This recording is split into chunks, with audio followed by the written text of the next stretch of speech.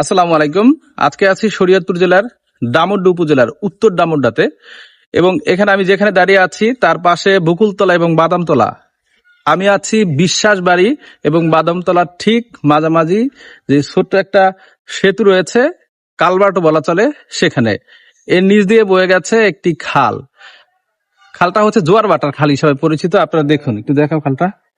এটা হচ্ছে জোয়ার ভাটার খাল। এখন হচ্ছে ভাটা, তাই না? জি। হ্যাঁ, আবার যখন জোয়ার হবে তখন এই যে দাগ দেখা যাচ্ছে, উপরে দাগ দেখা যাচ্ছে, প্রায় 3 হাত 4 হাত পানি হয়, তাই না? জি। আচ্ছা ভাই, তোমার কাছে জিজ্ঞেস করতেছি যে এই খালটা এদিক দিয়ে যে গেছে, মিশছে কোথায়? পিছে এলো দামুডা বড় খালের সাথে। বড় খালের সাথে। তো বড় খাল মিশছে কোথায়? বড় খাল মিছে পদ্মা নদীর সাথে। ওই যে এই যে মেঘনা নদী যেখানে আছে, ওই যে চাঁদপুরের ওইখানে।